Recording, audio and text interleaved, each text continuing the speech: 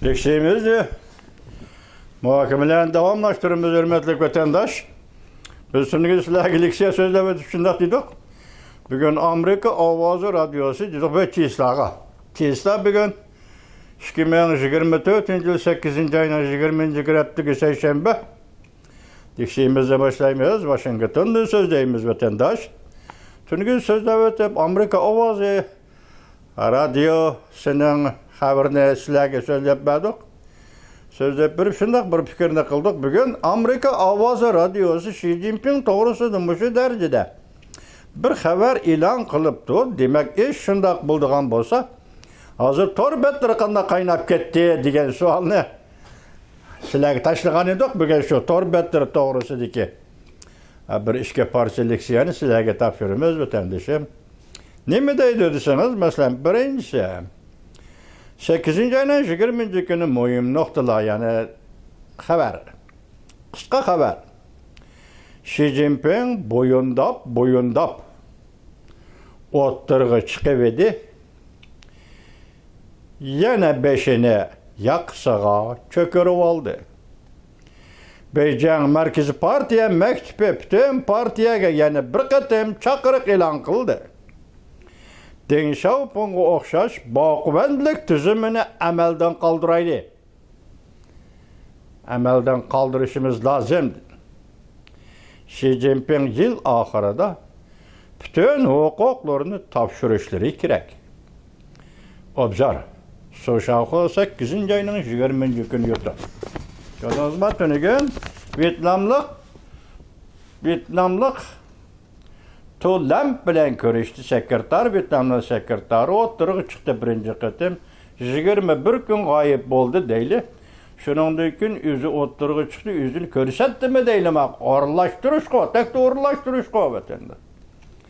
Ammo dedi, bu yerda partiya maktabi, Beijing partiya maktabining futurish chiqarishi butun partiyaga Deng Xiaopingcha yoki Deng Xiaopingdek boquvvatlik tuzumini amaldan qoldirayli deganlik bevosita Xi Jinpingga qaratilgan gap bo'ldi vatandosh.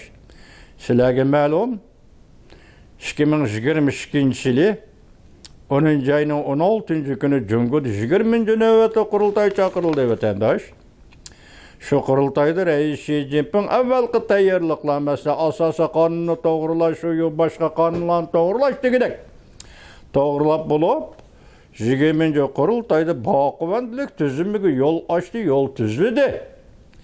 Keyingi 2 yil ichida shu yo'lni bo'ylab keldi. Endi 2024 yiliga kelganda, yilning oxiriga kelganda, burunqilarning hammasi rais Xi Jinping o'zi aytgandek yoki Jungo'ning tushi degandek, bugun Xi Jinpingning tushiga aylandi vatandosh. Arliq so'zlab bo'ldi-ku sizga. Rais Xi Jinpingning tushiga aylandi. Shuningdek, bugun partiya maktabi bo'lgan maktab Beijingdagi sizlarga belgili kadr tarbiyalaydigan maktabning umumiy chaqiriqi butun partiyaga, umumiy chaqiriqi boquvvatlik tuzumini amaldan qoldiradi. To'g'ridan to'g'ri Xi Jinping qarshi fikr vatandosh. Biz Deng Xiaopingni bu masalada qo'llaymiz, seni qarshi olmaymiz. Seni qo'llamaymiz, biz boquvvatlik tuzumiga qarshi turamiz deganlik bu vatandosh. Anglang, tuvandek xabarni anglang. Darvaqa eg'ir kasal bo'lib qopti.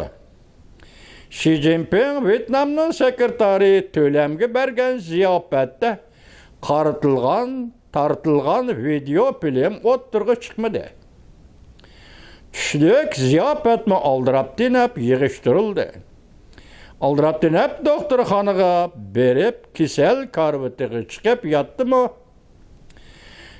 Yasalgan Xi Jinping qattiq ishladi. O'xshash kunda tug'ilgan kunlar xotirlandi.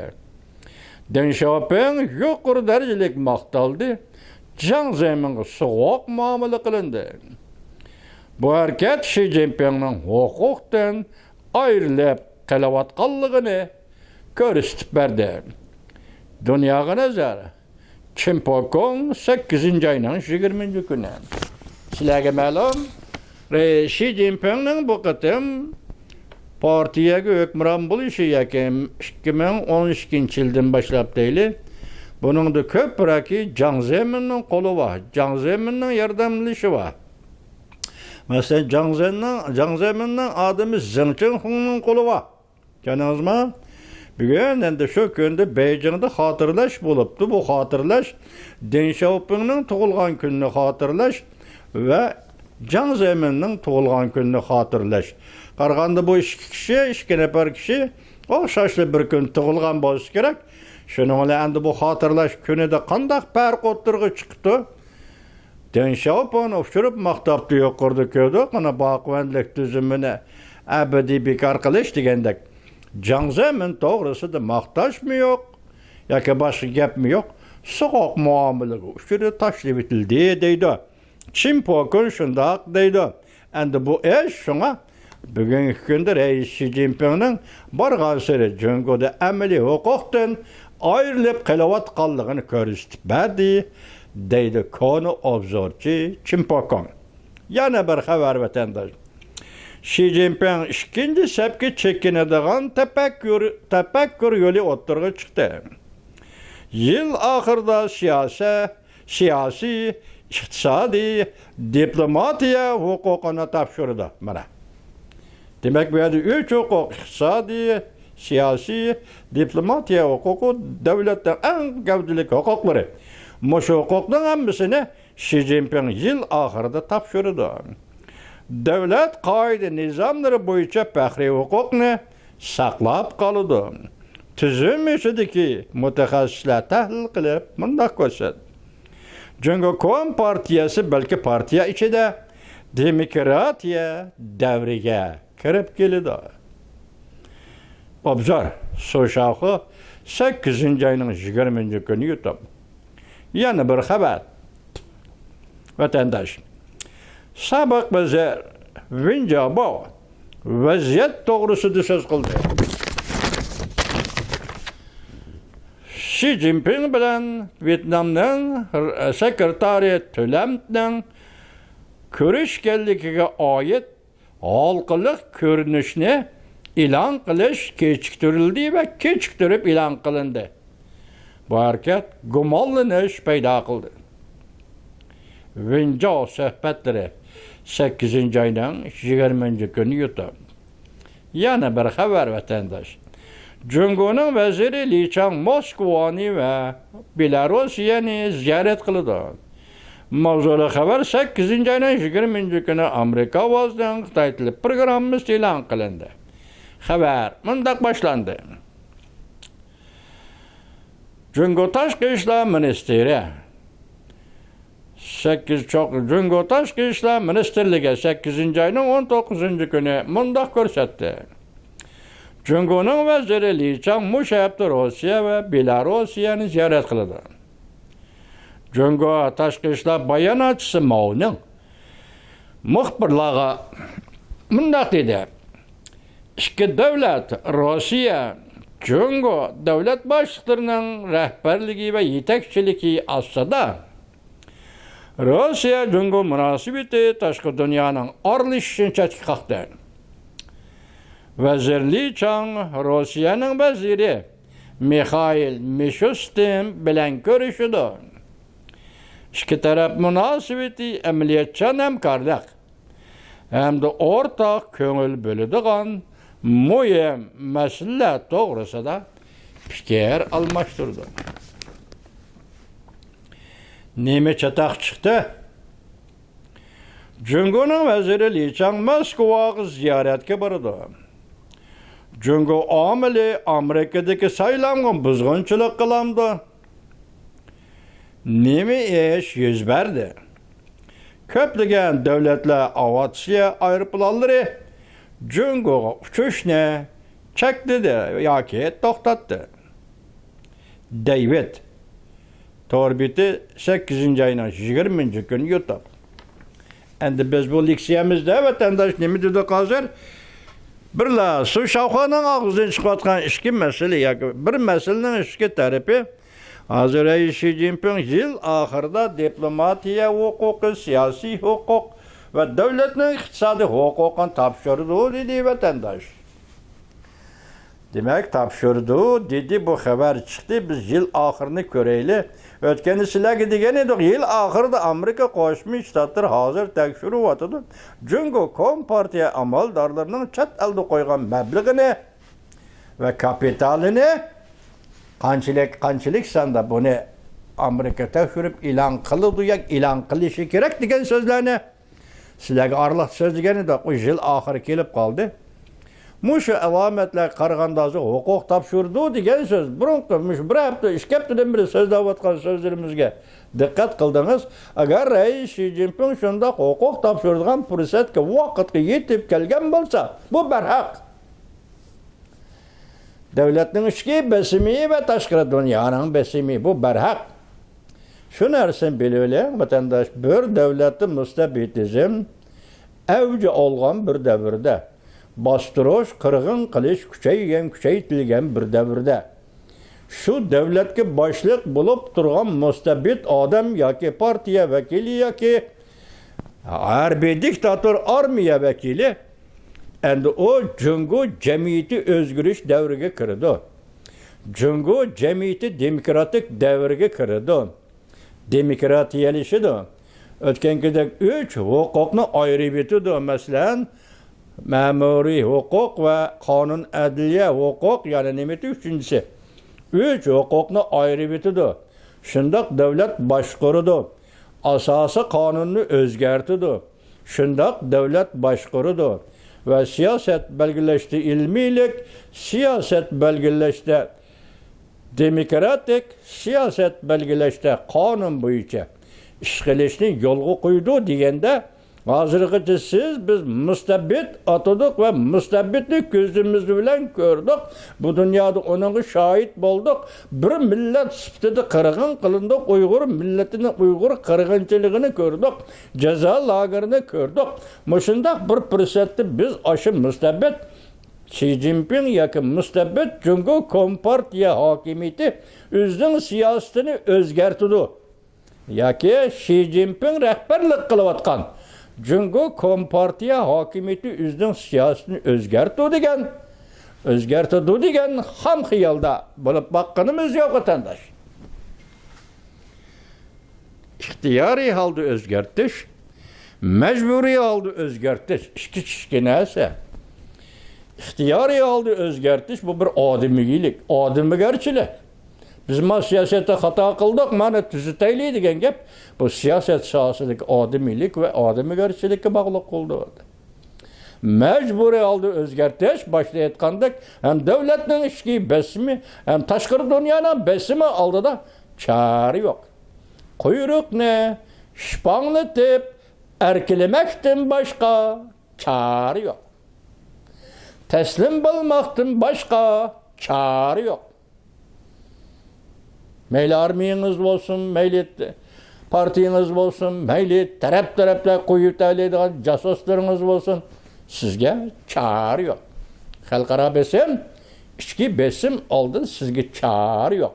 Şunlaşqa agar dabir zaman, mushundaq zamanga kirib kelgan, mushundaq bosqichga yetib kelgan bo'lsa, So'shavxonaning aytganlari bo'yicha yil oxirida huquq topshirasiz. Demek devletinin hukukunu tapşırırsın. İkinci bir adam çıkıp, andan azı pırala arzu kılıvatkan arzularını, siyaset arzularını, pırala talep kılıvatkan arzu kılıvatkan demokratik durmuştu. İkinci bir adam yolgu koydu, rivajlandırdı ve yaki şu siyaset bu işi devlet başkurdu. Devletin içindeki meselelerini ve diplomatiye cihet taşki meselelerini şu adam bir taraf kıldı. Hazır Xi Jinping qaraganda devletning huquqida faxriy huquq. Bunu qoldirib qo'yish, masalan Jungo Kompartiyasi uchun aytganda yoki Jungo davlati uchun aytganda, uni keskin bir taraf qilishga qaraganda normal, mo'tadil bir taraf qilish, yana davlatning ziyoratini, yana davlatning siyosiy ko'zda tutganlik bo'lib hisoblandi vatanda. Do'stim, az Amerika ovozida bir programı bor, Xitoy programımızda. Maxfiyatlikni oshkorlash deydi. Arılıqda Zhang Jiexi'nin xatır defteri yoki xatırları degan shundoq bir program budi. Bir so'zni anglab qoldim. Bir tayvanlik tatay ayol so'zlayotdi. Zhang Jiexi'nin o'zining degan gapini mana shundoq degan edi. Ya'ni xatır defterida shundoq degan edi degan gapni so'zlayotdi vatandosh. Nima debdi? Zhang Jiechi shu vaqtda dema. Qaysi vaqt? 1948-yili 11-oyning 28-kuni.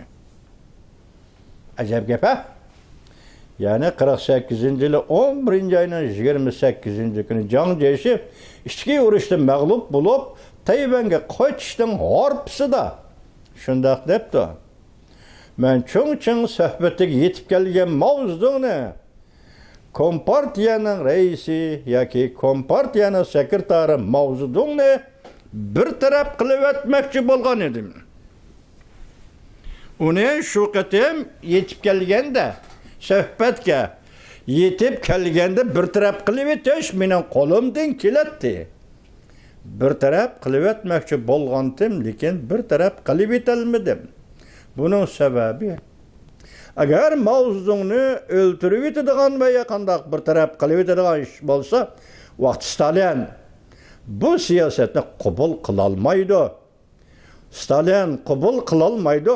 Şu hamon Xinjiangni, yani mustamlik Uyg'uristonni Jungoning qo'lidan tartib oladi degan ekan vatandosh.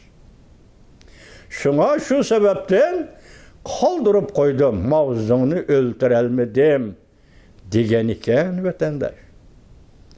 Siyosat qanday bo'ldi ekan vatandoshim? Mana shunday narsa siyosat. Bütün memleketning huquqidan ayrılıp kaldı Kuomintang yoki Chiang Kai-shek hammani qilgan Kompartiya desa, uning doisi Mao Zedongni o'ltirmoqchi bo'lganda bütün memleket turib tursa turib chunki Xinjiang qo'ldan ketmasin. Xinjiang bizning qo'limizdan chiqatmasin. Xinjiangni Rossiya Stalin elib ketmasin deb o'ltirib Kuomintangning boshlig'i Chiang Kai-shek Mao Zedongni bir taraf qilib o'tishdan o'zini saqladi, o'zini tutib oldi. Natija nima bo'ldi? O'zi mag'lub bo'lib Tayvanga ketdi. Jungo quruqligida Jungo Kompartiyasi deydigan bir siyosiy hokimiyat maydoniga keldi. Selishtirsangiz, bugungi kunda ham rais Xi Jinpingning taqdiri shu. Uni bir taraf qilib o'tadigan kuch yo'q. U yo'q. Lekin mushundaq chekinish, ya'ni yil oxirida diplomatiya huquqi, siyosat huquqi, iqtisodiy huquqdan topshirdi deganlik, demak bu odam bekor qilindi degan gap. Endi beriladigan jazo nima? Balki shu vaqtda bir nima deyish mumkin. Lekin darhol uning keskin harakat qilish mumkin emas vatandosh. Shuning ishiningki, endi yil oxirida huquqdan topshirdi deb o'ylansangiz, demek Jungo'da qandaq o'zgarish yuz berdi? İkinci adam kim bo'ladi? Kim bo'lib o'tirg'i chiqardi? O demokratik siyosatda qandaq o'zgarish siyosati qandaq belgilaydi? Shuni kutib turasiz, hurmatli vatandosh. Endi oxirida David Torbitning aytganicha, nemishqa mushu kunlarda Jungo'ning vaziri Li Chang aldirab tinab Moskvaga keldigan bo'lib qoldi. Savol qo'yibdi, javobi yo'q. Biz ham sizga savol qo'yamiz, hurmatli vatandosh. Nemishqa mushu kunlarda Jungo'ning vaziri Li Chang Moskvaga boradigan bo'lib qoldi.